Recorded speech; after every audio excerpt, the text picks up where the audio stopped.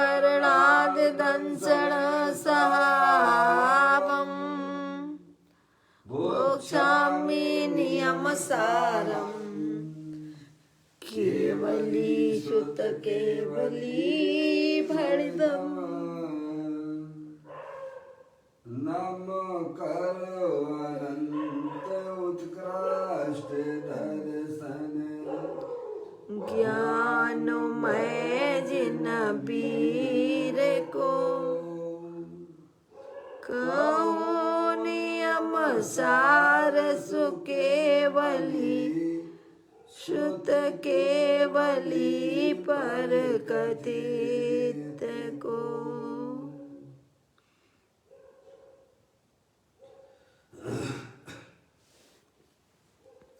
श्री नियम सार जी नामक यह परम आध्यात्मिक ग्रंथ स्वाध्याय हेतु में विराजमान है। आज से 2000 वर्ष पहले इस महान पवित्र ग्रंथ की रचना आचार्य कुंद देव द्वारा इसी पवित्र भूमि पर की गई और इसके टीकाकार परम प्रमलधारी देव मुनिराज हैं। ग्रंथ का नाम नियम सार है। नियम से करने योग्य कार्य अपनी आत्मा में सम्यक दर्शन, सम्यक ज्ञान, सम्यक चारित्र रूपी निर्मल पर्याय, पवित्र पर्याय, मोक्ष मार्ग रूपी पर्याय को प्रकट करना, क्योंकि वह पर्याय स्वयं सुख स्वरूप है और अनंत सुख का कारण भी है। अनादि काल से हमारे और आपके आत्मा में पर को अपना जानने वाली, पर को अपना मानने वाली, पर के साथ संबंध रखने वाली ऐसी मूल आदेश रूपी मलिन पर्याय, अपवित्र रूप पर्याय प्रकट है, कुछ समय पश्चात प्रयास करें। जो स्वयं दुख स्वरूप है और अनंत दुख का कारण भी है। ऐसी मूलादेश रूपी मलिन पर्याय का अपनी आत्मा में से उसका अभाव करना और सम्यक दर्शन ज्ञान चारित्र रूपी निर्मल पर्याय, आप जिस व्यक्ति से संपर्क करने की कोशिश कर रहे हैं वह इस समय आपकी कॉल स्वीकार नहीं कर पा रहा है। कृपया कुछ समय माता के माध्यम से अपने आत्मा के स्वरूप को पहचानना। अपनी जो आत्म वस्तु है वह परद्रव, प्रभाव और पर्याय से विभिन्न अखंड ज्ञान ज्योति स्वरूप है। ऐसे गायक प्रभु परमात्मा का माँ जनवाणी माता के द्वारा परिचय करके तत्पश्चात शरीर रागादि ये सब कर्मकृत वस्तुएं हैं। इनका हमारे आत्मा के साथ में किसी प्रकार का कोई संबंध नहीं है। इस प्रकार सम्यक वेद ज्ञान पूर्वक शरीर रागादिक का लक्ष्य छोड़ के अंतरोन्मुखी उपयोग के द्वारा अपने गायक प्रभु परमात्मा में ही अपनापन स्थापित करना, उसी को ही निर्विघ्न से जानना और उसमें ही अपनी वर्तमान पर्याय को मग्न कराना। उसे ही अरिहंत परमात्मा ने उसे धर्म कहा है। उसकी चर्चा आचार्य भगवंतों ने, मुनिराजों ने एक एक गाथा, टीका और कलश के माध्यम से हमें अपने आत्मा के स्वरूप को समझाया है। देखिएगा यहाँ पर श्री नियम सार जी ग्रंथ का 5वां अधिकार परमार्थ प्रतिक्रमण अधिकार चल रहा है, जिसका 93 नंबर की गाथा यहाँ पर स्वाध्याय हेतु आज की जानी है।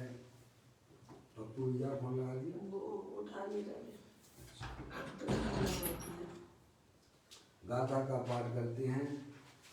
निज ध्यान में लवलीन साधु सर्व दोषों को तजे, बस इसलिए है ध्यान ही सर्वाचारी प्रतिक्रमण है। लो पप्पू भैया कहा गया है।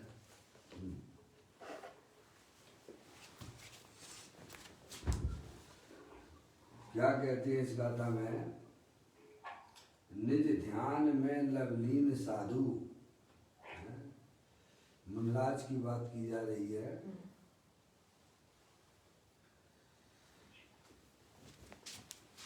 कहते हैं निज ध्यान में लवलीन साधु सर्व दोषों को तजे। अरे सर्व दोषों से अगर मुक्ति प्राप्त करना है, सर्व दोष यानी पर्याय में होने वाले मोह राग देश रूपी परिणाम, वही वास्तव में आत्मा के दोष हैं। उन दोषों से मुक्ति प्राप्त करना हो तो अपना निज भगवान आत्मा, जो तीनों काल अखंड ज्ञान ज्योति स्वरूप है, उसका सच्चा ज्ञान करके, उसका श्रद्धान करके, उसमें ही अपनी वर्तमान पर्याय को मग्न कराना, उसे ही बोलते हैं धर्म ध्यान, शुक्ल ध्यान। समझेंगे आप? तो कहते हैं निज ध्यान में लवलीन साधु सर्व दोषों को तजे। पर्याय में होने वाले दोषों को, उनसे मुक्ति अगर जिन जीवों को प्राप्त करना है तो अपने ज्ञायक प्रभु परमात्मा को पहचान कर उसमें अपनी वर्तमान पर्याय को मग्न कराना चाहिए। है?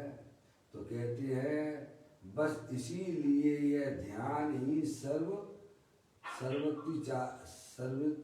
अतिचार प्रतिक्रमण है। नहीं समझे आप? तो वह ध्यान ही वास्तव में सर्व अतिचार का प्रतिक्रमण है। यानी उसमें जो है अपने आत्मा के ज्ञान में, ध्यान में है, वह सर्व दोषों का त्याग हो जाता है। ये बात बताई जा रही है। समझ गए आप? धर्म ध्यान और शुक्ल ध्यान के बिना किसी भी जीव को है भाई साहब मुक्ति की प्राप्ति नहीं हो सकती है। और धर्म ध्यान और शुक्ल ध्यान जो है आत्मा के ज्ञान श्रद्धान पूर्वक होता है। जब तक आप अपने आत्मा का ज्ञान नहीं करोगे सच्चा, तब तक आपकी पर्याय में जो होने वाले जो मोह राग देश के परिणाम हैं, उनसे आपको छुट्टी प्राप्त नहीं मिल सकती है। और उन मोह राग देशों के रहने पर आत्मा जन्म मरण करता ही रहेगा। अगर जन्म मरण के सिलसिले से भव सागर से अगर छुट्टी प्राप्त करना है, 4 गति 84 लाख योनियों के पर भ्रमण से अगर मुक्ति प्राप्त करना है, तो सर्वप्रथम जीव को अपने आत्मा का ज्ञान करना चाहिए।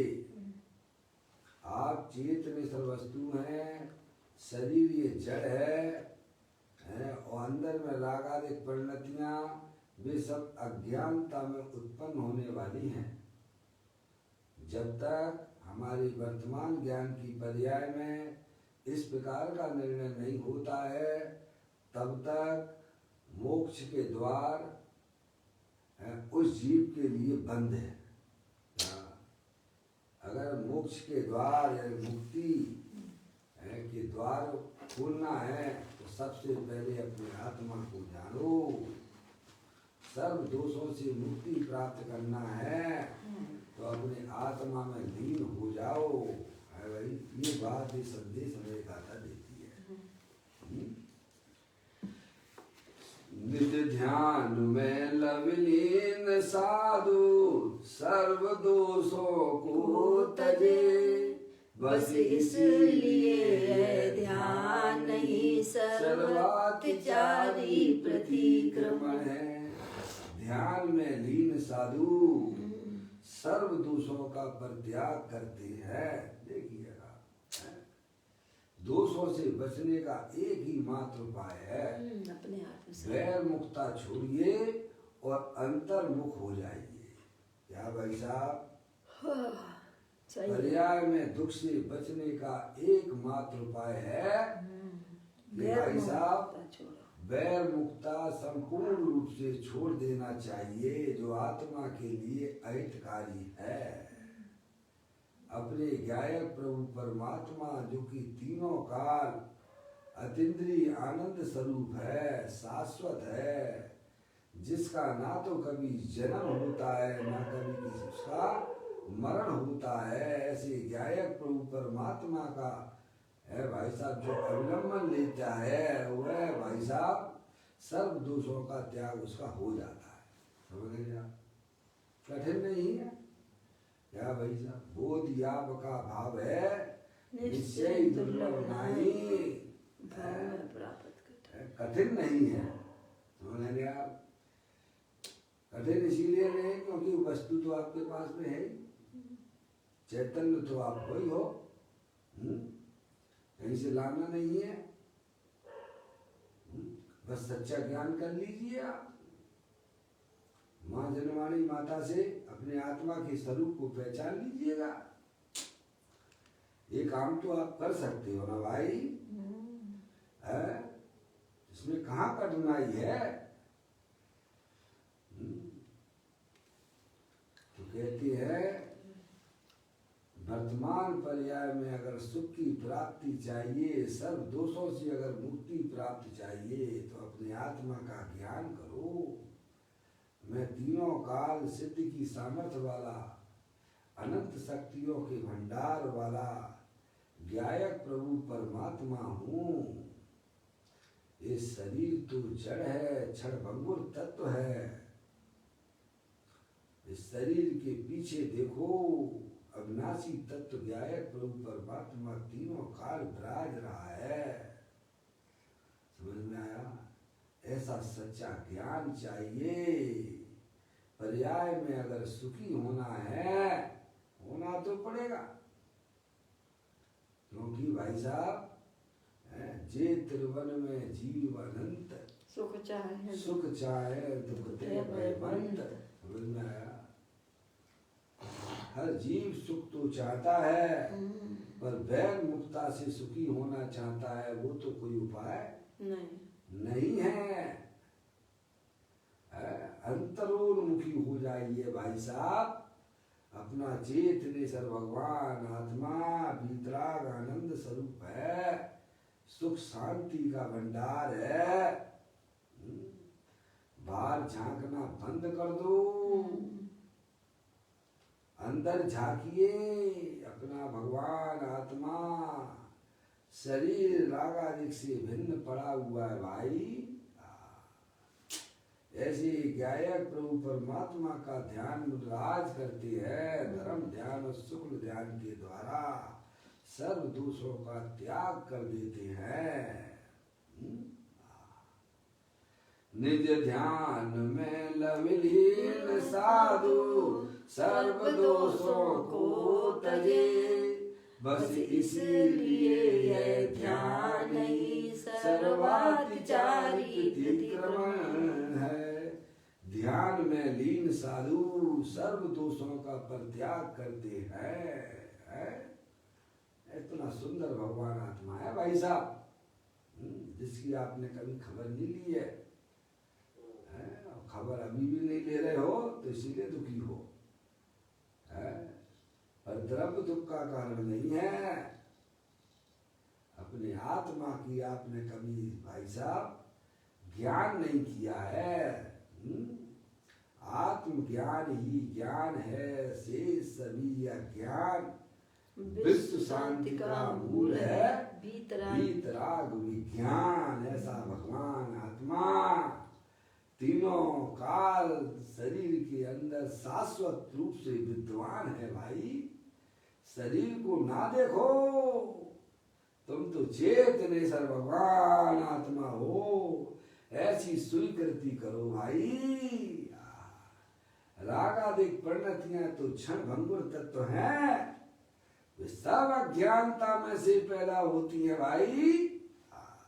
जीव जुदा पुद्गल जुदा, यही जिनागम का सार है भाई साहब। बाकी सब इसका विस्तार है। जीव जुदा पुद्गल जुदा, यही तत्व को सार, यही तत्व का सार, और बाकी सब इसका विस्तार है। इतनी कहानी है संसार और मोक्ष की। जो शरीर से भिन्न आत्मा को नहीं जानता है वह संसारी जीव है। जो शरीर से भिन्न अपने चैतन्य प्रभु परमात्मा को अपना जानता है, अपना मानता है, बस वही मोक्ष मार्ग है। दूसरा भाई साहब कोई मोक्ष मार्ग नहीं इसके अलावा। देखिएगा, ये तो बात आचार्य कुंदकुंद देव ने इस गाथा के माध्यम से सर्व दोषों को तजने की बात, किस प्रकार से हमारी पर्याय में होने वाले दोषों का प्रतिक्रमण होता है, वह बात हमें बताई कि अपनी वर्तमान ज्ञान की पर्याय को सर्व प्रकार से भाई साहब लॉकडाउन कर दीजिएगा। अपने गायक प्रभु परमात्मा के सर्व जो पर्याय होती है उसी को आचार्य भगवान धर्म ध्यान कहते हैं, और वही वास्तव में शुक्ल ध्यान का रूप धारण करती हुई पर्याय में केवल ज्ञान और मुक्ति रूपी पर्याय को प्राप्त कराती है। सब संकटों से बचाओगे आप। अब देखिएगा इसकी टीका यहाँ परम प्रमलदायी देव मुनिराज इसी गाथा की टीका करते हुए हमें अब समझाते हैं, वो भी पढ़ता हूँ। यहाँ इस गाथा में ध्यान एक उपाधि है ऐसा कहा है। समझ गए आप? उपाधि यानी ग्रहण करने योग्य है। समझ गए आप? जो कोई परम जिन योगीश्वर साधु अति आसन भव्य जीव अध्यात्म शास्त्र में पूर्वोक्त स्वात्म आश्रित निश्चय धर्म ध्यान में लीन होता हुआ अभेद रूप में स्थित रहता है। क्या कहा? जो कोई परम जिन योगीश्वर साधु, परम जिन योगीश्वर अति आसन भव्य जीव, जिसका जो है अब जो है संसार वास्तव में खत्म होने वाला है। परम आसन लिया ना, परम जिन योगीश्वर साधु मुनिराजों की मुक्ता से गाता है ना। जो कोई परम जिन योगीश्वर साधु अति आसन भव्य जीव निकट में ही वह जीव मुक्ति को प्राप्त करने वाला है, ऐसे मुनिराज अध्यात्म भाषा में पूर्वोक्त स्वात्माश्रित निश्चय धर्म ध्यान में लीन होता हुआ, क्या अध्यात्म भाषा में क्या है? पूर्वोक्त स्वात्म आश्रित, पूर्वक है नहीं, समझ? स्वात्म आश्रित, स्वात्मा से यानी आत्मा के आश्रय से। समझ में है? अध्यात्म भाषा में द्रव और पर्याय, समझ गया? वही वास्तव में अध्यात्म कहलाता है, जिसमें द्रव और पर्याय का भाई साहब सच्चा ज्ञान हो, वही वास्तव में अध्यात्म कहलाता है। जिसमें द्रव और पर्याय का ज्ञान नहीं है वो अध्यात्म नहीं हो सकता, वो अध्यात्म भाषा नहीं हो सकती है। समझ? दुनिया में अध्यात्म जिन्हें लोग कहते हैं वह कोई वास्तविक अध्यात्म नहीं है। समझ में? जिसमें द्रव और पर्याय की चर्चा हो वही वास्तव में अध्यात्म भाषा कहलाती है। समझ रहे हैं आप? तो कहते हैं अध्यात्म भाषा में पूर्वोक्त पहले बताया गया है नहीं, स्वात्माश्रित, स्वात्माश्रित अपने आत्मा की स्व यानी अपनी आत्मा, स्वात्म आश्रित, आश्रित यानी आश्रय लेने लायक है, स्वात्म आश्रित निज निश्चय धर्म ध्यान में लीन होता हुआ, किसमें? अपने गायक प्रभु परमात्मा में जो पर्याय लीन होती हुई है, समझेंगे आप? पर्याय का मुख्य किधर है भाई साहब? अपने गायक प्रभु परमात्मा की तरफ है। पर्याय का काम तो आश्रय लेने का है। अज्ञान दशा में वह परद्रव्य का आश्रय ले रही है, और जब उसे जो भाई साहब द्रव्य गुण पर्याय का ज्ञान हो जाता है तब वह ज्ञान समझदार हो जाता है। उसे मालूम है कि शाश्वत जगत में अगर कोई चैतन्य वस्तु ही शाश्वत रूप से विद्वान है, वहाँ की सब वस्तुएं उसके लिए क्षणभंगुर है। समझ गए आप? तो कहते हैं स्वात्माश्रित निश्चय धर्म ध्यान में, निश्चय धर्म ध्यान यानी समझ गए ना? ध्यान की परिभाषा, ध्यान 4 प्रकार की आई थी ना उसमें, अर्थ ध्यान, अर्थ ध्यान, रोध ध्यान। अनादि काल से आत्मा की पर्याय में अज्ञान दशा में अर्थ ध्यान और रोध ध्यान की उत्पत्ति होती है, जो कि संसार का कारण है। और वे दोनों ध्यान भाई साहब पूर्वोक्त लिया ना, पूर्वोक्त यानी पहले जो ध्यान का प्रकरण बताया था, ध्यान 4 प्रकार के होते हैं, अर्थ ध्यान, रोध ध्यान, धर्म ध्यान और शुक्ल ध्यान। समझ गए? उनमें जो स्वात्म आश्रित है, 2 ध्यान जो लास्ट वाले हैं वे स्वात्म आश्रित है। अर्थ ध्यान और रोध ध्यान वे जो है भाई साहब पर के अवलंबन से अनादि काल से अज्ञानी जीवों को हो रही है, उससे वह आत्मा वर्तमान में दुख रूप उसकी परिणति चल रही है। अर्थ ध्यान, रोध ध्यान वे स्वयं दुख रूप है, पर के आश्रय से होती है। आगे बात समझ, और हमारे संसार के कारण है, इसीलिए उनको उनका त्याग करना चाहिए। और धर्म ध्यान और शुक्ल ध्यान, समझ गए नहीं आप? जो आत्मा के आश्रित से उत्पन्न होने वाले हैं वे सुख स्वरूप है और मुक्ति को प्राप्त कराने वाले हैं। आगे सुन रहे हैं? तो यहाँ यही बताया जा रहा है कि अध्यात्म भाषा में पूर्वोक्त यानी पहले जो 4 ध्यान बताए थे उसमें जो स्वात्माश्रित है यानी धर्म ध्यान और शुक्ल ध्यान, आगे बात समझ भैया? ऐसा पदम प्रमंडाई देव मुनराज अपनी टीका में लिखते हैं। क्या कहते हैं? पूर्वोक्त है पहले बताए गए स्वात्म आश्रित निश्चय धर्म ध्यान में लीन होता हुआ, धर्म ध्यान और शुक्ल ध्यान की बात है। वे दोनों ध्यान आत्मा के आश्रित से होने वाले ध्यान है। आज तक हमारी आत्मा की पर्याय में कभी भी धर्म ध्यान की उत्पत्ति नहीं हुई है।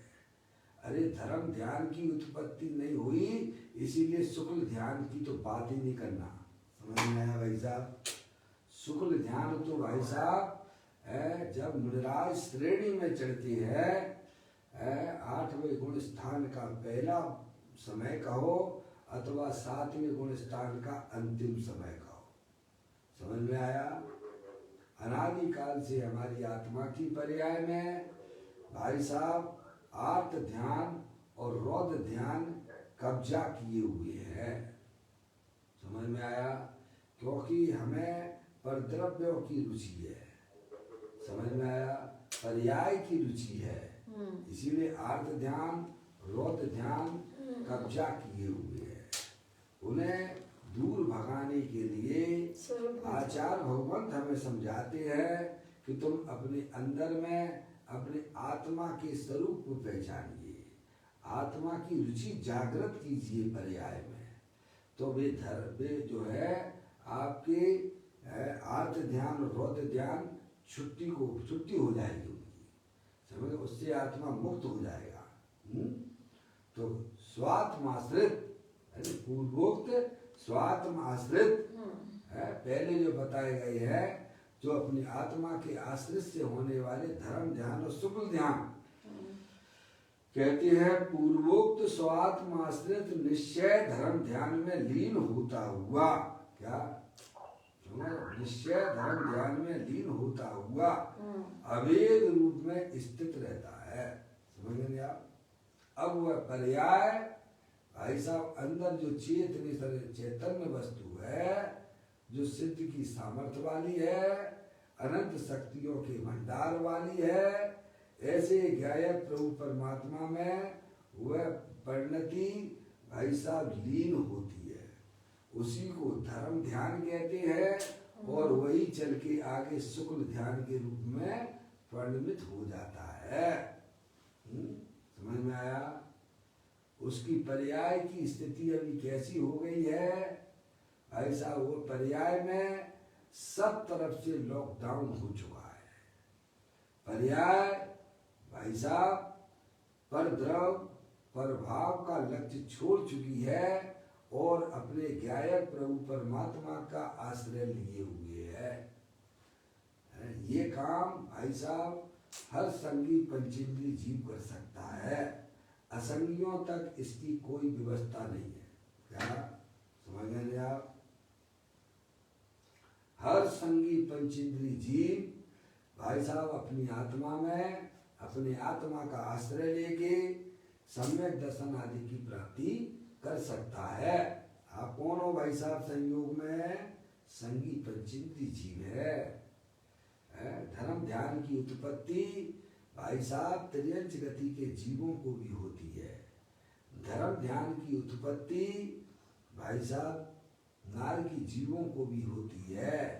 चारों गतियों में धर्म ध्यान तो होता है, पर शुक्ल ध्यान तो भाई साहब मनुष्य पर्याय में ही होता है।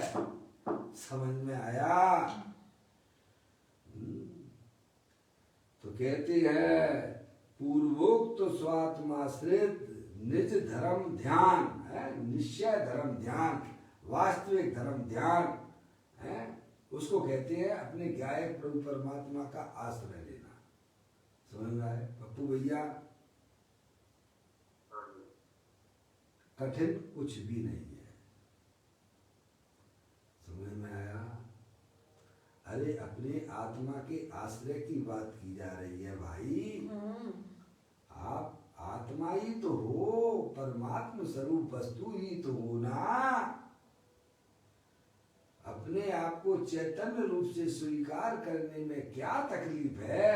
अरे उल्टा चल सकते हो तो सीधा नहीं चल सकते हो क्या? वो तो हमारे हाथ की बात है, उल्टा चलोगे दुर्गति करेंगे। आप अपने आप को मनुष्य देख सकते हो जो कि आप हो नहीं। चेतन तो चेतन देखने में आपको क्या तकलीफ होती है भाई? पप्पू भैया अपने आप को मनुष्य देख सकते हो। मैंने एक बार आपको कहा था 2-3 दिन पहले, आप सभी लोगों को कपड़े सहित देख सकते हो, तो कपड़े रहित नहीं देख सकते हो क्या? क्यों नहीं देख सकते? कपड़ों से रहित तीनों काल है। पप्पू भैया आप सभी मनुष्यों को कपड़े सहित देख सकते हो, क्या कपड़े रहित नहीं देख सकते हो क्या? देख बोलो। अरे कपड़े के अंदर तो सभी नग्न है ना। ऐसे ही ज्ञानी कहते हैं तुम अपने आप को शरीर सहित देख सकते हो, तो भाई साहब शरीर रहित नहीं देख सकते हो क्या? ऐसी चैतन्य वस्तु दे देवन में विराजमान है। तो कहते हैं निश्चय धर्म ध्यान में लीन होता हुआ अपने ज्ञायक प्रभु परमात्मा में जो पर्याय मस्त हो गई है उसी को धर्म ध्यान और आगे चल के वह शुक्र ध्यान का रूप ले लेती है। कहते हैं पूर्वोक्त स्वात्माश्रित निश्चय धर्म ध्यान में लीन होता हुआ अभेद रूप से स्थित रहता है। क्या अपना त्रिकालिक ध्रुव भगवान आत्मा तीनों काल अभेद रूप से विद्वान है और उसमें पर्याय जो है स्थित हो गई है उसी को धर्म ध्यान और शुक्र ध्यान कहते हैं। पूर्वोक्त स्वात्माश्रित निश्चय धर्म ध्यान में लीन होता हुआ अभेद रूप से स्थित रहता है अथवा सकल क्रिया कांड के आडंबर रहित समझ गया। शरीर की क्रिया जो है ना भाई साहब वो सब आडंबर है, क्रिया कांड समझ में आया भाई साहब। सकल लिया ना, सकल क्रिया कांड के आडंबर रहित समझ गया। शारीरिक क्रियाएं वो कोई आत्मा का ना तो कर्म है और ना आत्मा का धर्म है, समझ गया। वो तो आडंबर है। क्या है भाई साहब? तो कहते हैं सकल क्रिया कांड के आडंबर से रहित है, समझ गया। रहित की बात की रहे हैं, समझ में आया। सकल क्रिया कांड के आडंबर रहित और व्यवहार नयात्मक भेद करण का अर्थ लिया है भेद करना, वह व्यवहार है। अभेद में भेद करना, दर्शन वाला, ज्ञान वाला, चारित्र वाला, ऐसा जो भेद किया जा रहा है उससे भगवान आत्मा रहित है, समझ में आया। आत्मा एक अभेद वस्तु है और भेद करण है नहीं, समझ में आया। व्यवहार नया आत्मक भेद करण जो है वह व्यवहार नय का विषय है। निश्चय नय का विषय तो अपना एक त्रिकालिक ध्रुव भगवान आत्मा है। मौसी दो नय है ना, निश्चय नय मौसी मौसी मौसी आवाज नहीं आ रही मौसी। मम्मी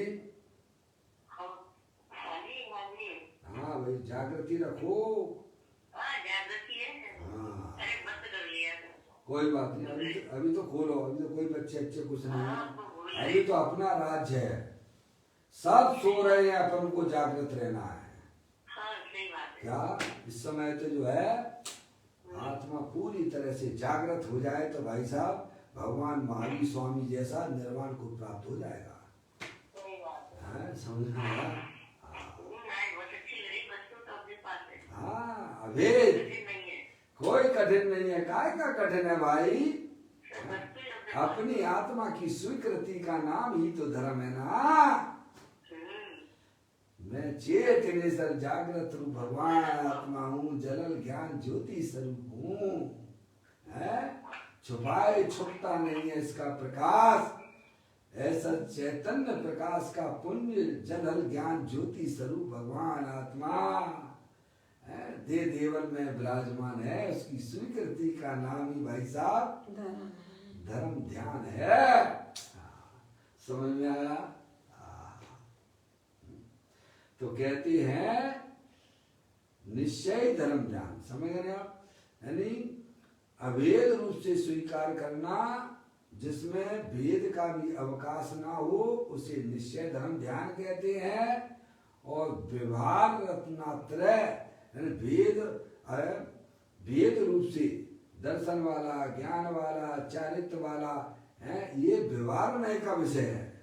निश्चय नय का विषय अभेद है और व्यवहार नय का विषय भेद है। क्या ऐसे विकल्प करना भाई साहब दर्शन, ज्ञान, चारित्र आदि अनंत गुणों के वह कहलाता है, वह विषय व्यवहार नहीं का है। ये कह रहे हैं। देखो कहते सकल क्रिया कांड के आडंबर रहित शारीरिक क्रिया से दूर जाइए आप। है शरीर की क्रिया कोई वो आत्मा की क्रिया नहीं है, समझ में आया? उससे रहित और व्यवहार नया आत्मक भेद करण है, व्यवहार आत्मक है ना, व्यवहार नया आत्मक भेद करण। व्यवहार नय का विषय जो है आत्मा अभेद रूप से है और उसमें जो है भेद किए जा रहे हैं, वह व्यवहार नय का विषय हो जाता है। मोसी निर्विकल्प वस्तु है वो, है ना? जो यहाँ भेद करण का अर्थ दिया, पदम प्रमेय दाई मुंडराज को पढ़ रहा हूँ। भेद करण यानी भेद करना हुआ, यानी भेद डालना हुआ है। पप्पू भैया जैसे आपके है, पप्पू भी कहते हैं, प्रमोद भी कहते हैं, और घर में बेटा भी कहते, बेटा इधर आओ, जो भी है, समझ में आए? तीन नाम लेने पर आप तीन हो गए क्या? नहीं हो गए ना? आप तो एक रूप ही रहते हो ना, तो वह निश्चय नय का विषय है एक रूप, और उसी में भेद करना क्या भाई साहब, वह व्यवहार नय का विषय हो जाता है। तो ये कहते हैं भेद करण यानी भेद करना, वह अभेद में भेद करना, दर्शन के, ज्ञान के, चारित्र के, वह व्यवहार नय का विषय में चला जाता है। भेद डालना वह समस्त भेद करण, ध्यान दे के विकल्प भी व्यवहार नए स्वरूप है। क्या तुम्हें ध्यान दे है भाई साहब, मुझे आत्मा का ध्यान करना है, पर्याय ध्यान करने वाली है, और ध्येय अपना त्रिकालिक ध्रुव भगवान आत्मा है। यह भी वास्तव में व्यवहार नय के विषय के अंतर्गत जाता है। तुम तो माँ चिट्ठे माँ जम्पे, हे जीव तुम किसी प्रकार का विकल्प ना करो। जैसे बच्चा अपनी माँ का दूध पीता है, इधर उधर नहीं देखता है भाई साहब, ऐसे ही पर्याय का स्वरूप अभेद गायक परमात्मा का रसा स्वादन में लग जाती है। कहे विलक्षण पुरुष सदा मैं एक हूँ, अपने रस से भरो अनादि टेक हूँ, मोह कर्म मम नाई नाई ब्रह्मकूप है, ज्ञान चेतना सिंधु हमारा रूप है। क्या ऐसी पर्याय अपने गायक रूप परमात्मा के रूप है, परमात्मा में लीन हो रही है, उसका आश्रय लिए हुए है। समझ में आया भाई साहब? जिसमें ध्यान दे ध्याता के विकल्प को भी अवकाश नहीं है, उसको ही धर्म ध्यान शुक्ल ध्यान कहते हैं भाई। समझ में आया? ये बात यहाँ समझाई जा रही है। पदम प्रमदाई देव मुंडराज हमें समझाते हैं, सकल क्रिया कांड के आडंबर रहे और व्यवहार नया आत्मक भेदकरण तथा ध्यान दे के विकल्प रहे। उसको धर्म ध्यान का स्वरूप बता रहे हैं मौसी। धर्म ध्यान किसे कहना, शुक्ल ध्यान किसे कहना, जिसमें भाई साहब ध्यान दे के विकल्प भी नहीं होते हैं, निर्विकल्प रूप से आत्मा अपने आप को आनंद में मस्त हो जाती है, वो पर्याय, उसका नाम धर्म ध्यान है। समझ में आया? जैसे भाई साहब सामने समुद्र बह रहा है और आप अपने जो है बर्तन में पानी रखा हुआ है, वह बर्तन का पानी जब तक बर्तन का पानी कहलाता है, जब तक वह समुद्र में नहीं डाल दिया जाता है, और जब वह पानी समुद्र में डाल दिया जाता है तब वह पानी समुद्र हो जाता है, पर वह बर्तन का पानी नहीं कहलाता है। सही बात है। ऐसे ही पर्याय अखंड ज्ञान ज्योति स्वरूप में भाई साहब आश्रय लिया तो अब वह अखंड ज्ञान ज्योति रूप से ही कहलाती है। समझ में आया? पूर्ण जागृत अवस्था है, उसी का नाम धर्म ध्यान है। सही है। ऐसा कोई स्वरूप है। ये मत्सुत ज्ञान कब तक है? जब तक अखंड ज्ञान ज्योति स्वरूप का अवलंबन नहीं लेता है तभी तक वह भाई साहब मत्सुत ज्ञान कहलाता है। जब वही ज्ञान अपने अखंड ज्ञान ज्योति स्वरूप ज्ञान सागर सुख शांति का भंडार अपना ज्ञायक प्रभु परमात्मा उसका आश्रय लिया तो भाई साहब स्वा हो जाते हैं। समझ में आया? सब कर्म है हाँ। ये मत्सुत अवलंबन पर्याय केवल ज्ञान, ये भाई साहब ज्ञान की पर्याय के भेद है। आत्मा तो तीनों का अखंड ज्ञान ज्योति स्वरूप है। ऐसा भगवान की दर्शन करना हो तो अपने भगवान के पास जाना पड़ेगा। सीधी सी बात ही है। जैसे भगवान के बिना बाहर के भगवान के दर्शन भगवान के दर्शन करना हो भाई साहब, पार्श्वनाथ भगवान के दर्शन करना हो तो सम्यक शिखर जी जाने की आपको बिल्कुल जरूरत नहीं है। अपना भगवान आत्मा स्वयं भगवान स्वरूप रूप से विद्वान है। समझ में आया भैया?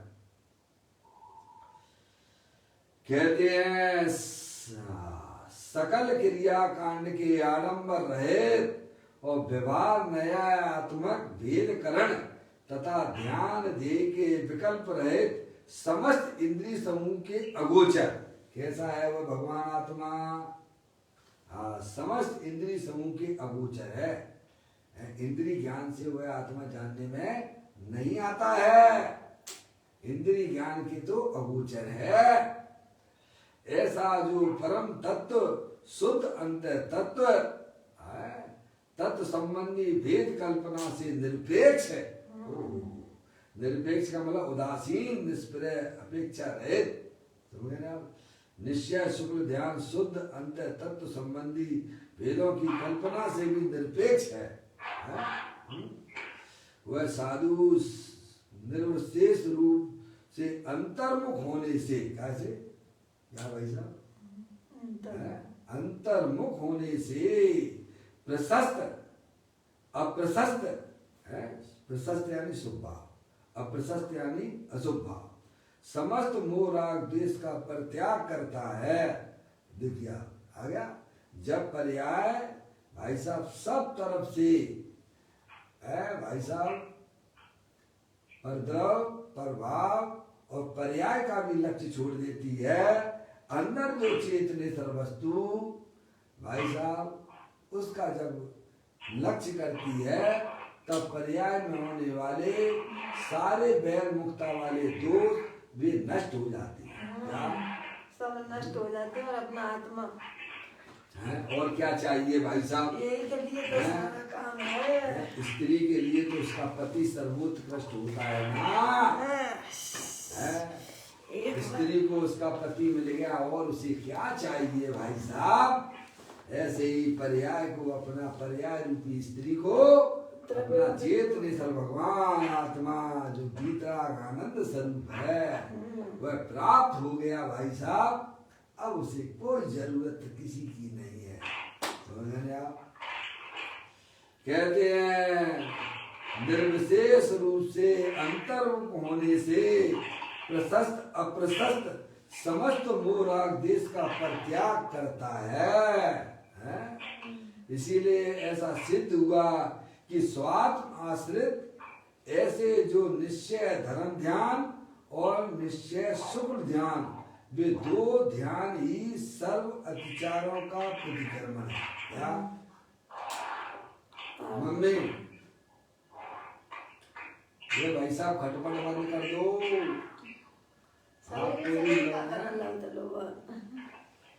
ये भाई साहब खटपट नहीं करना है। निर्विकल्प आत्मा की अनुभव की बात की जा रही है। क्या कहते हैं?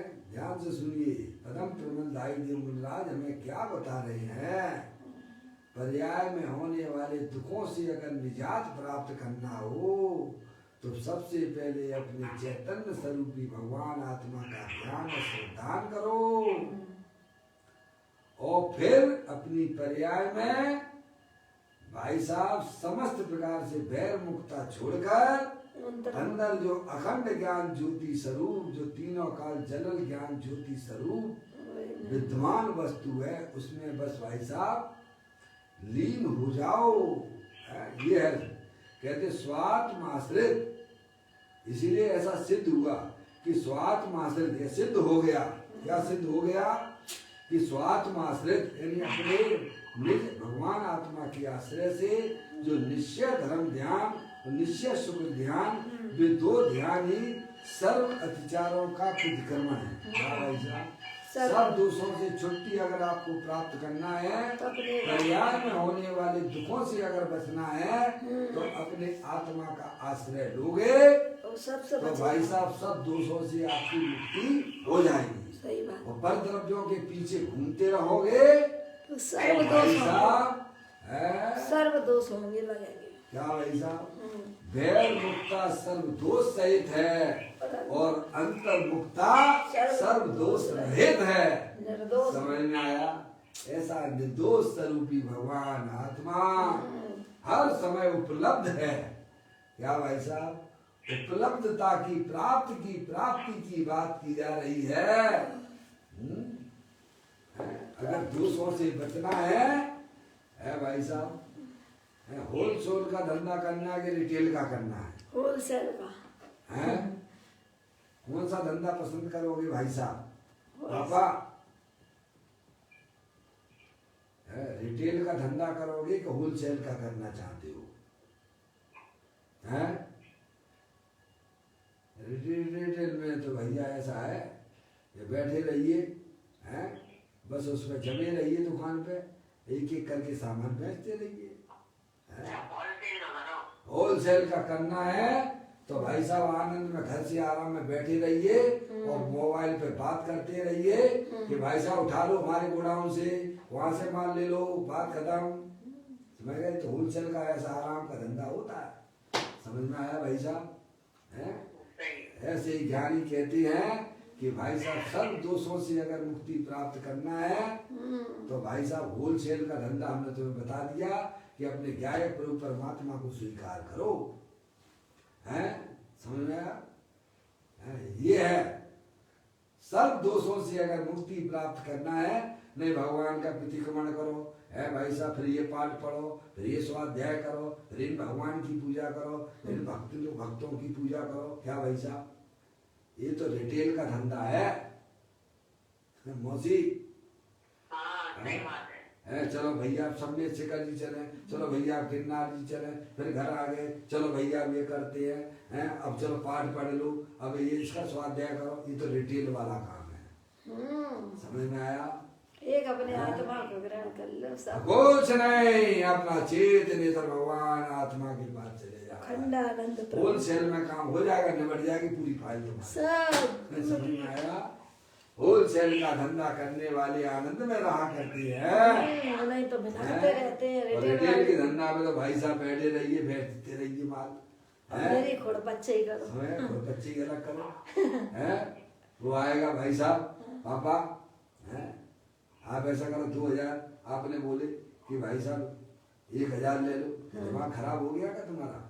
नहीं तो 11 से ले लो, जरा ढंग से बोलो भाई। है कोई 25 में क्या है, जहाँ में क्या है? नो, अरे भाई साहब अपन कम खाएंगे लेकिन शांति से खाएंगे। होलसेल का धंधा, तुम्हें लेना हो तो लो, क्या भाई साहब नहीं लेना हो तो बाहर में जाओ। समझ में आया? सही बात है। इतने संकलित परिणाम हम नहीं कर सकते हैं। समझ में आया? एक एक ग्राहक से आएगा 2000 का माल, वो कहेगा भाई साहब 50% से चलेगा। कहाँ से चलेगा? 1000 से चलेगा, और फिर कहेगा भाई साहब 11 से ले लो, 11.5 से ले लो, 12 से ले लो, ऊपर ऊपर से चलेगा भाई साहब। ऐसा करो 19 से ले लो, 19 से ले लो, समझ गए? 18.5 दे दो, बस इसी में लटके रहना। समझ में आया?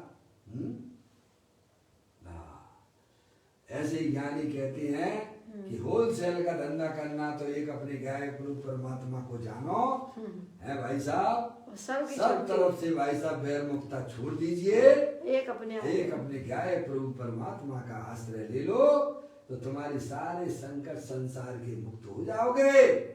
कहाँ भगवान की पूजा करो, भक्ति करो, फिर स्वाध्याय में लगो, है भाई साहब। ऐसा चेतने सर भगवान आत्मा को एक बार आपने अगर ज्ञान सच्चा कर लिया कि मेरी चैतन्य वस्तु जो है तीनों काल शरीर से भिन्न है, अखंड ज्ञान ज्योति स्वरूप है, इसमें क्या जाता है भाई साहब? अरे भाई साहब, उसको नहीं जानने पर ही तो पर्याय में तो खो रहा है ना है? अरे उसको जानने पर पर्याय के दुख भाई साहब विलय को प्राप्त हो जाते हैं। ऐसी चैतन्य वस्तु तीनों काल विद्यमान है।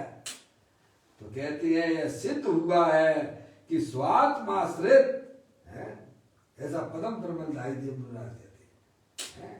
यह सिद्ध हो गया है कि आत्मा के आश्रय से ही समस्त दुखों का नाश होता है। इसलिए सब काम आर्त ध्यान रौद्र ध्यान को छुट्टी प्राप्त करना हो तो अपने आत्मा का आश्रय पर्याय ले ले तो भाई साहब आपकी सब संकट दूर है। बार बार भाई साहब पैदा हो है, पता नहीं मनुष्य पर्याय मिली कि नहीं मिली मौसी है, मनुष्य पर्याय अभी तो मौका मिला है। सो भाई साहब चलो ये पढ़ ले वो पढ़ ले, इनको निपटा दें उनको निपटा दें, बस इसी में लगे रहोगे भाई साहब हैं। अरे मनुष्य पर्याय मिली है तो अपने आत्मा को जानो, अपने आत्मा को पहचानो, अपनी चैतन्य वस्तु भाई साहब ज्ञानानंद स्वरूप है, जलल ज्ञान ज्योति स्वरूप है। ऐसे ज्ञायक प्रभु परमात्मा की स्वीकृति करो भाई, जो तीनों काल शाश्वत रहती है। शरीर होने पर भी शरीर रूप परिवर्तन नहीं करती है। अरे रागादिक परिणतियां भी पर्याय में होने पर भी रागादिक रूप परिवर्तन नहीं करती है। ऐसी जलल ज्ञान ज्योति स्वरूप भगवान आत्मा हूं मैं। ऐसी स्वीकृति का नाम ही भाई साहब समस्त दुखों से बचने का एकमात्र उपाय। मैं चेतनेश्वर वस्तु हूँ। तो ये यहाँ पर कहते हैं पदम प्रबंधाई देव मुराद ऐसा सिद्ध हुआ कि स्वात्माश्रित यानी अपने आत्मा के आश्रित से ऐसे जो निश्चय धर्म ध्यान और निश्चय शुभ ध्यान है, वे दो ध्यान ही सर्व अतिचारों का प्रतिक्रमण कर देती है। समझ में आया? ये बात उन्होंने यहाँ सिद्ध करके हमें बता दी है। अब देखिएगा अपने आचार्य कुंद देव को भी पढ़ा और पदम प्रबंधाई देव मुराद की टीका भी आपने पढ़ी। अब इसी के ऊपर पूज्य गुरुदेव श्री कांजी स्वामी जी उसका और स्पष्टीकरण करते हुए आपको मैं पढ़ता हूँ। अब देखिएगा नियम 7 प्रवचन चल रहा है 750वें नंबर के पेज पर।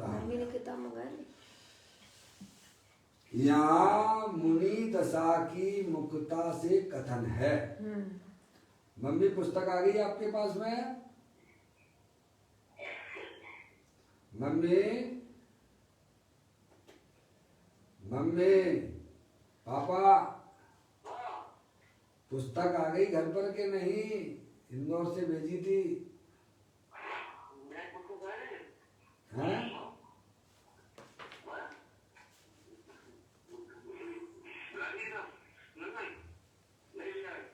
नहीं ले आओगे भैया, हमने तो पहुंचा दी, अब लाना तो आप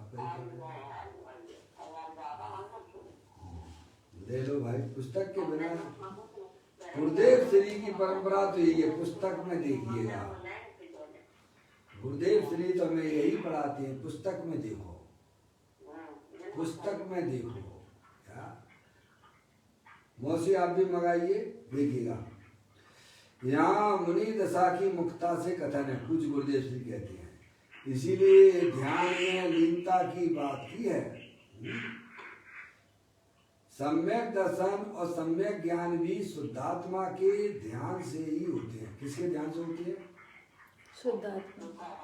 शुद्धात्मा के ध्यान से ही होती है। समझ? शुद्धात्मा वस्तु है ना आपके पास में, है कि नहीं? है, नहीं तो समझ में आया? वस्तु और मैं कई अलग उसकी स्वीकृति का नाम भाई साहब सम्यक दर्शन सम्यक ज्ञान है। बस यानी पर्याय का आश्रय शुद्धात्मा होता है। सबके पल्ले लाल लाल बिना कोई नहीं, और गांठ खोल देखी नहीं ताकि कंगाल। कंगाली मिटाने हैं तो अपने को सम्यक दर्शन और सम्यक ज्ञान की उत्पत्ति शुद्धात्मा की स्वीकृति में होती है?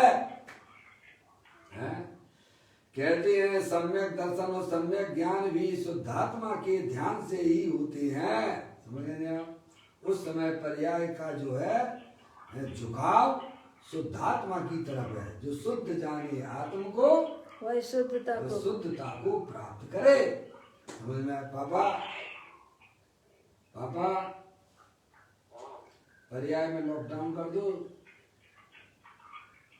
अब तो कर दो, अब कब पूरी करोगे? तरह से दुनिया में मेरा कोई भी नहीं है। मेरा तो एकमात्र चेतनेश्वर भगवान आत्मा है। दुनिया जाए भाड़ में और ज्ञानानंद खाओ आड़ में। समझ में आया? अजय भैया, सम्यक दर्शन और सम्यक ज्ञान भी शुद्धात्मा के ध्यान से ही होते हैं। चैतन्य स्वभाव के श्रद्धा ज्ञान पूर्वक उसमें विशेष लीनता हो जाने पर रागादिक दोषों की उत्पत्ति ही नहीं होती है। क्या भाई साहब? अपना जो चैतन्य स्वभाव पर प्रभाव और पर्याय से भी भिन्न है, ऐसे ज्ञाय प्रभु परमात्मा की श्रद्धान ज्ञान पूर्वक, क्या भाई साहब, उसमें विशेष लीनता हो जाने पर पर्याय का भाई साहब और विशेष रूप से, समझ गए आप? सम्यक दर्शन है, आत्मा की स्वीकृति का नाम सम्यक दर्शन सम्यक ज्ञान है। और उसमें विशेष लीनता है। विशेष लीनता हो जाने पर जो पर्याय में भाई साहब किंचित रागादिक परिणति रह गई है, बिन दोषों की भी उत्पत्ति नहीं होती है। आ गया समझ में? अब लग गया ना पूरी तरह से लॉकडाउन? मौसी, अब पूरी तरह से लॉकडाउन लग गया पर्याय में। अब जो थोड़े बहुत रागादिक परिणतियां पर्याय में देखी जा रही हैं, भाई साहब, और विशेष पुरुषार्थ करके वह आत्मा, वह पर्याय अपने गायक प्रभु परमात्मा के ध्यान में लवलीन हो रही है। अब रागादिक परिणतियों की छुट्टी हो गई है इसमें। समझेंगे आप? कहते हैं चैतन्य स्वभाव के श्रद्धा ज्ञान पूर्वक अपने आप को चेतनेश्वर भगवान आत्मा जानो भैया। उसका ज्ञान करो, उसका श्रद्धान पूर्वक। इसके पूर्वक ऐसा नहीं कि भगवान के ज्ञान श्रद्धान पूर्वक। अरे भाई का फोन आ रहा है उसमें, क्या बात है? इन्हें लगा लेना, नहीं काट के सब कट जाएंगे। क्या कह रहे हैं यहाँ पर? चैतन्य स्वभाव के श्रद्धा ज्ञान पूर्वक, मतलब क्या उसका? चैतन्य स्वभाव के श्रद्धा ज्ञान पूर्वक का मतलब ये है कि ऐसा अपने आप को जानो कि मैं चैतन्य वस्तु हूँ, चैतन्य स्वभाव वाला हूँ। ऐसा ज्ञान श्रद्धा पूर्वक पहले ऐसी श्रद्धा करो कि मैं मनुष्य नहीं हूँ, मैं स्त्री नहीं हूँ, मैं रागी द्वेषी नहीं हूँ, मैं तो चैतन्य वस्तु हूँ। ऐसा श्रद्धा और ज्ञान पूर्वक मौसी, ऐसे श्रद्धा ज्ञान पूर्वक, कैसे कि मैं मनुष्य नहीं हूँ, मैं स्त्री नहीं हूँ, मैं रागी द्वेषी नहीं हूँ, मैं तो चेतनेश्वर भगवान आत्मा हूँ। ऐसा पर्याय जब श्रद्धा ज्ञान करती है, अब उसके बाद आगे की प्रक्रिया चारित्र की होती है। श्रद्धा ज्ञान का कोटा इतना है, कितना? कि अपने आप को आगे अजय भाई का छोड़ दो। नहीं क्या? पहले श्रद्धा ज्ञान पक्का होना चाहिए। श्रद्धा ज्ञान में अगर कोई कमजोरी है, लचकपना है, तो आत्मा का ध्यान नहीं हो सकता है। बिल्कुल है? तुम अपने आप को स्त्री भी देखते रहो, मनुष्य भी देखते रहो, शरीर वाला भी देखते रहो, और आत्मा का ध्यान हो जाए तीन काल में नहीं होता है। समझ में आया? इसीलिए श्रद्धा ज्ञान पूर्वक की बात की गई है। मैं तो चेतनेश्वर भगवान आत्मा हूँ। ऐसी स्वीकृति के बिना किसी को भी आत्मा का धर्म ध्यान नहीं हो सकता है। तो कहते हैं चैतन्य स्वभाव के श्रद्धा ज्ञान पूर्वक उसमें विशेष लीनता हो जाने पर रागादिक दोषों का जो पर के लक्ष्य करने से, पर के आश्रय से, जो आत्मा की पर्याय में जो रागादिक परिणाम होते हैं, उन दोषों की उत्पत्ति ही नहीं होती है। जब पर्याय और विशेष पुरुषार्थ के द्वारा अपने गायक रूप परमात्मा में लीन होने के लिए तैयार हो जाती है, तो पर्याय में होने वाले जो रागादिक, जो कि आत्मा के लिए वे दोष हैं, वे दोष स्वाहा हो जाते हैं। ऐसा है भाई। कौन कर रहा है बोलो चलिए हो गया। क्या कहते हैं? चैतन्य स्वभाव की श्रद्धा ज्ञान पूर्वक उसमें विशेष लीनता हो जाने पर रागादिक दोषों की उत्पत्ति ही नहीं होती है। इसीलिए चैतन्य के ध्यान में लीनता ही समस्त अतिचारों का प्रतिक्रमण है। चैतन्य के ध्यान की अस्थि में समस्त दोषों की नास्ति है। इसीलिए इसी का नाम प्रतिक्रमण है। देखो भाई साहब, अपने कमरे में लाइट जलाई तो अंधकार भग गया कि नहीं भग गया? बोलो। अंधकार को भगाने के लिए क्या करना? प्रकाश कर दो। अपने प्रकाश कर दिया तो अंधकार भाग गया। ऐसे ही आत्मा की स्वीकृति में सारे दोष नष्ट हो जाते हैं।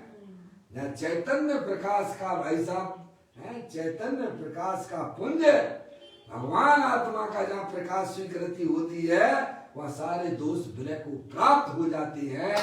अरे रावण ने राम का रूप ही तो धारण किया था, तो पर्याय में सीता के प्रति के विकार की उत्पत्ति हुई, उसे क्या बोलिएगा?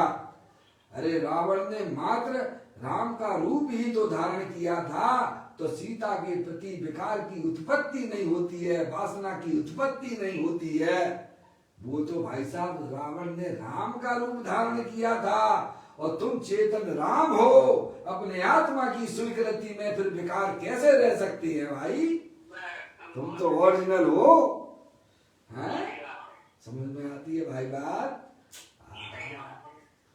ऐसे अपने चैतन्य स्वभाव की स्वीकृति में भाई साहब रागादिक अंधकार है, वे भाई साहब विरह को प्राप्त हो जाती हैं। मैं तो चेतनेश्वर भगवान आत्मा हूँ। वह राग की भाई साहब नास्ती हो जाती है। चैतन्य के ध्यान की अस्थि में समस्त दोषों की नास्ती है। इसीलिए इसी का नाम प्रतिक्रमण है। अब थोड़ा सा और स्पीड में पढ़ूंगा मैं, सब पढ़ा हुआ है आपका, फिर भी इसे पूरा कर दूंगा मैं। परम जन योगी स्वर अति आसन भव्य जीव है, उनकी मुक्ति अत्यंत निकट है। वे अति आसन भव्य जीव अध्यात्म भाषा में पूर्व कथित स्वात्माश्रित निश्चय धर्म ज्ञान में लीन होकर उसी में अभेद रूप से स्थित रहती है। ये सब अपन पढ़ चुके हैं, टीका का ही पूरा रूप है इसमें। अतः उनके समस्त दोषों के प्रत्याग स्वरूप प्रतिक्रमण है। समझे आप? समस्त क्रिया कांड के आडंबर से रहित और व्यवहार तब स्वरूप समस्त प्रकार के भेदों से भी रहित जो परम शुद्ध अंतस तत्व है, वह समस्त इंद्रिय समूह की अगोचर है। व्यवहार रत्नात्रय से भी वह अगोचर है। व्यवहार रत्नात्रय यानी स्वभाव, समझ गए ना आप? व्यवहार रत्नात्रय का मतलब है कि भाई साहब वह स्वभाव की बात है, उससे भी अपना भगवान आत्मा भिन्न है। सात तत्व है कि नहीं भाई साहब? आश्रम और जीव दोनों अलग अलग हैं, तभी तो सात बनेंगे ना। नहीं सात कैसे बनेंगे? तो आश्रम में स्वभाव आता है कि नहीं आता है? हैं? तो कहते व्यवहार रत्नात्रय से भी वह अगोचर है। स्वभाव से भी आत्मा का अनुभव नहीं हो सकता है भाई साहब। स्वभाव से भी पार देख लो आप अपने चेतनेश्वर भगवान आत्मा को, तो दर्शन हो जाएगा। है भाई साहब, ऐसा भगवान आत्मा है ये। व्यवहार रत्नात्रय से भी वह अगोचर है। इंद्रियां और व्यवहार है अवश्य, इंद्रियां हैं अवश्य, व्यवहार है अवश्य, स्वभाव भी है, किंतु परम शुद्ध तत्व उनसे अगोचर है भाई साहब। अपना त्रिकालिक ध्रुव भगवान आत्मा शरीर और रागादिक परिणतियों से पार है, अगोचर है। ऐसे परम शुद्ध अंत तत्व में जो मुनिवर स्थित रहती हैं, समझ गए आप, वे अंत तत्व की भेद कल्पना से भी निरपेक्ष है। निश्चय शुक्र ध्यान शुद्ध अंत तत्व संबंधी भेद की कल्पना से भी उदासीन है, निरपेक्ष है। अहो देखो तो सही आचार्य देव की भावना कैसी है। अंत में कहेंगे कि इस नियम सार की रचना मैंने निज भावना के हेतु से किया है। आचार्य कुंदकुन देव अंतिम गाथा में कह देंगे कि भाई साहब ये हमारी पर्सनल डायरी है, समझ में आएगी, आपको अच्छी लगती है। वैसे मैं आप पर्सनल डायरी किसी को पढ़ाने लायक नहीं है, लेकिन मोक्ष मार्गियों को इस प्रकार का वो नहीं रहता है। वे तो कह रहे हैं कि तुम तो भाई साहब जो कुछ तुम तो पढ़ो, अपने आत्मा का कल्याण करो। समझ में आया कहीं? यहाँ छुपा छुपी का कोई काम नहीं है, पर ध्यान रखना ये हमारी पर्सनल डायरी है। हम पर्सनल डायरी में तो सब बढ़िया बढ़िया बातें लिखेंगे। समझ में आया? समझ में आया? तुम्हें अच्छी लगे तो भाई साहब ले लेना है। हम तो बिल्कुल हम तो मोक्ष में अब जाने वाले हैं। समझ में आया भैया? हो ऐसे परम शुद्ध तत्व का पुनः पुनः श्रवण मनन चिंतन करें। क्या किसका? ऐसे परम शुद्ध तत्व का पुनः पुनः बारंबार श्रवण यानी सुने, मनन यानी चिंतन करें तो मालूम पड़े कि वस्तु क्या है। हम वही काम नहीं करते हैं, सुनते ही नहीं आचार्य भगवंतों की बात, एकत्र विभक्त भगवान आत्मा की बात कभी सुनते ही नहीं तो हैं। सुनो, चिंतन करो, मनन करो कि आचार्य भगवंतों की कही हुई बातें हैं, अरिहंत परमात्मा की बताई हुई बातें हैं। यहाँ कहाँ की दिक्कत है? निरर्थक व्यर्थ की उपाधि में रुक जाए। क्या भाई साहब के व्यर्थ की, मैं इंजीनियर हूँ, मैं डॉक्टर हूँ, मैं अध्यक्ष हूँ, ये क्या है? बेकार की उपाधियां हैं। समझ आप? देखो उन्होंने कहा है आपके बंडी जी ने कि भाई साहब साक्षात दुख का अनुभव करना तो एक उपाधि ले लेना धर्म की। मौसी मौसी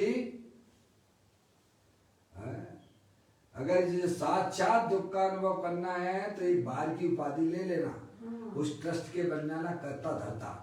क्या भाई साहब अध्यक्ष बन गए तो अब तुम कभी भी सुखी नहीं हो सकते हो। समझ में आया? और मेरे को बनाओ, मेरे को ट्रस्टी बनाओ, कि नौकर बनना है कि तुम तो राजा हो भाई।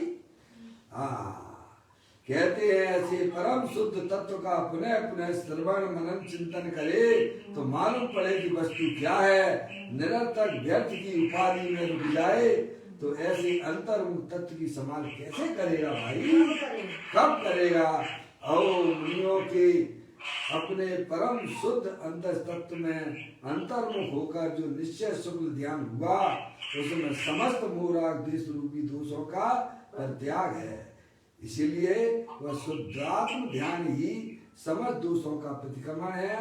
एकमात्र शुद्ध परम तत्व का आश्रय ही समस्त दोषों के नाश का कारण है। सार ये निकला भाई साहब कि भाई अपने पर्याय में होने वाले दोषों से अगर निजात पाना हो, दुख से बचना हो तो अपने आप को चेतनी सर भगवान आत्मा रूप से स्वीकार करना है और उसमें ही अपनी वर्तमान पर्याय को भाई साहब निरंतर मग्न कराने का उपाय करते रहना। तो अवश्य हमारी आपकी पर्याय में भाई साहब अल्प काल में केवल ज्ञान मोक्ष रूपी लक्ष्मी की प्राप्ति हो जाएगी। यही समस्त दोषों से समस्त दुखों से बचने का एकमात्र उपाय अपने आप को शुद्धात्मा रूप से स्वीकार करना। इस प्रकार ये गाथा को अपन ने पूरा किया। कल जो है पदम प्रबंध भाई देव मुनराज की 124वें नंबर का कलश इस गाथा के ऊपर है, वह कल अपन पढ़ेंगे। अभी अपना समय हो गया। निज निधि निज में बताई यह अनंत अनंत उपकार है, उसके लिए जनवाणी माँ को वंदना सतवार है, वंदना सतवार है। 9 बार नमो का मंत्र।